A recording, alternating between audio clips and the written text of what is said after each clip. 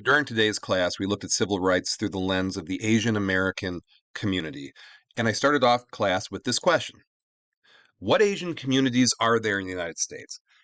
And I understand that you are limited to where you have traveled. For some people in class, it's more of a hypothesis. You're guessing. People who are a little more well traveled have interacted with these communities when you've traveled. So we compiled all of the communities together, and here is the correct answer. And we have people in this country from Bangladesh, Burma, Cambodia, China, India, the Philippines. Now, Hmong are Chinese people who live outside of the Chinese borders. It's an ethnic designation. Indonesia, Japan, Korea, Laos, Nepal. Nobody ever gets Nepal. Pakistan, Sri Lanka, Taiwan, Thailand, and Vietnam. Now, there are 22,408,000 and some change Asian people here in America. And unfortunately, there's a notion that is out there that all Asian people are the same. As a matter of fact, if you look at these two pictures, this is a picture of some young Chinese people, and this is a satire site, The Onion, making fun of it. It's the same person's face, if you caught that. And they're making fun of, this American idea that all Asians are the same. They are quite different. And for whatever odd reason, that myth exists in some people's minds, but not my students' minds. Thank goodness, right? Okay. So, according to the 2020 census, which is the most recent census, this is the part of the country where there's high percentages of Asian populations. So, you can see the dark purple are very high, and that kind of light color is very low. So, if you were to interpret this as a stimulus, you would see Hawaii's dark purple, California's dark purple, Alaska, Nevada, Washington, and New York. So those are the states that have high communities. So looking at our own state, we are somewhere in between. But it says 7.2% of the population. That is quite a large number of people. Um, so, just to give you some evidence to the point that the Asian American community is a big part of this country. I hope I've made that point. Now, here's another stimulus. This is immigration to the U.S. from 1821 to 2000s. And as you can see, it fluctuates quite a bit. The analogy I gave in my history class is a stoplight. Immigration in this country is a stoplight. Sometimes it is red.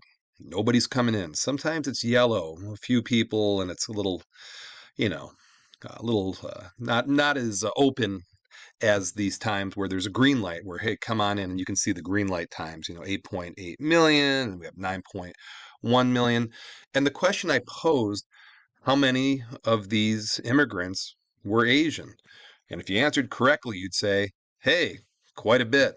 Okay, so that's the stimulus. And you can see immigration, it stops, and then it rises, and then it gets high, and then it gets medium and low.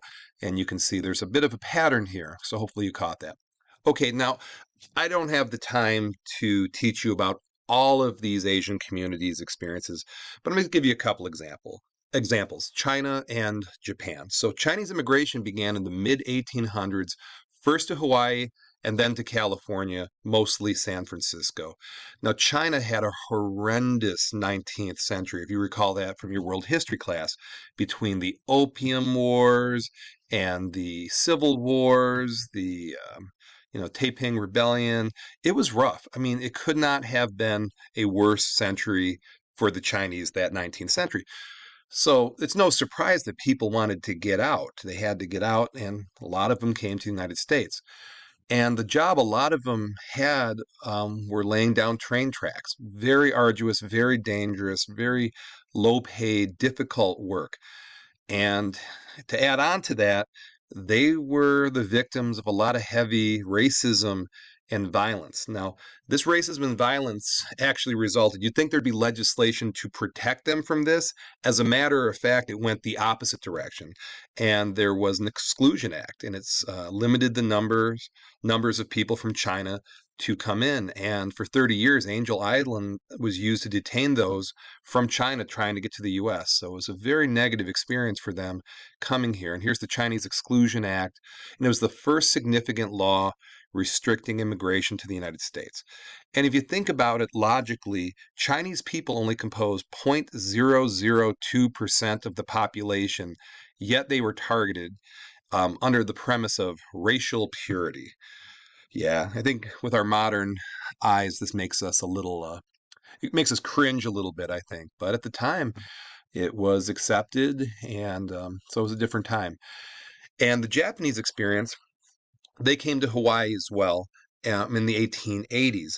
And in about a 40-year period, about 200,000 people arrived to Hawaii. And by 1920, 40% of the population of Japan was Japanese, actually.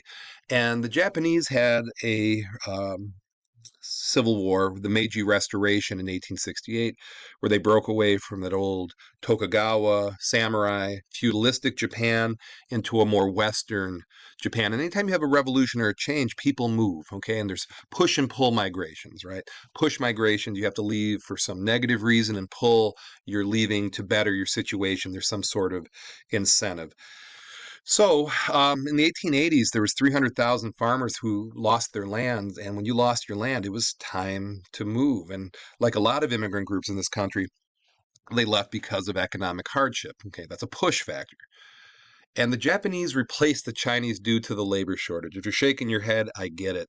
And the people who were running these agricultural collectives or plantations or whatever, they had a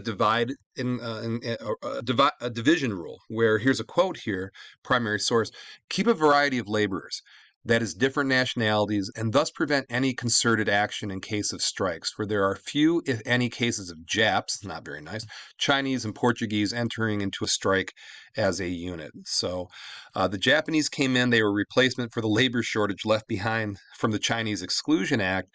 And then the Japanese government wanted to have these Japanese men have women, and they shipped over 60,000 women. They were called picture brides, and it went along with the custom of arranged marriages.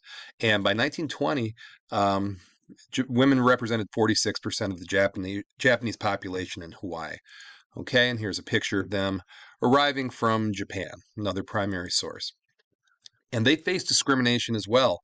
In 1906, there was a law that was very much like Jim Crow that segregated whites and Asians. 1913, denial of right to own land to persons ineligible for citizenship. 1924, denied entry to virtually all Asians. And then Pearl Harbor happened, and that started a lot of problems for the Japanese, obviously being an enemy in World War II. The day after Pearl Harbor, we declared war on Japan, and eventually Japanese people became interned. All persons of Japanese ancestry were given 2 to 5 days' notice to dispose of their homes and property and report to these camps. And there was 120,000 Japanese Americans detained in these camps. 80,000 of them were U.S. citizens who should have been protected by the Constitution, but they were not. 40,000 were younger than 19. You think you're having a rough day? Okay, they were having a rough day back in the 40s. And there was $400 million worth of Japanese property lost. It was a dark day for the Japanese community. I will say, it's one of the rare times in history this has happened, that there was some restitution given to those who were interned. And it happened in 1987 by a pretty good majority. And it was an official U.S. apology to Japanese Americans. And they received a letter from President Bush. This is Bush 41, not Bush 43, and they received $20,000 if you survived it. So it was America's way of saying I'm sorry and trying to make amends. Obviously, a day late and a dollar short, but it's better than nothing, I suppose.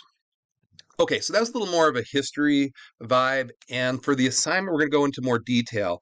I'm going to ask you to look at 7 of these cases. Now, the 7th one is a local Detroit case, so I threw it in there just because I think it's interesting, but the one I really need you to know for the AP test is Korematsu versus the United States. And you're going to take these 7 items, you're going to study them, and you're going to provide a quick synopsis of each event. What happened? What was the point of it? And this is the thinking part of it. Then glean from these the common themes in the Asian American experience. Once you learn these 7 things, how can you put it all together into one cohesive thought that elucidates the experience of Asian Americans in this country? Okay, so pretty straightforward day, and if you miss class, Once you're done listening to this, please go to Google Classroom, click on the assignment rectangle, and do your thing. All right, so I appreciate you watching.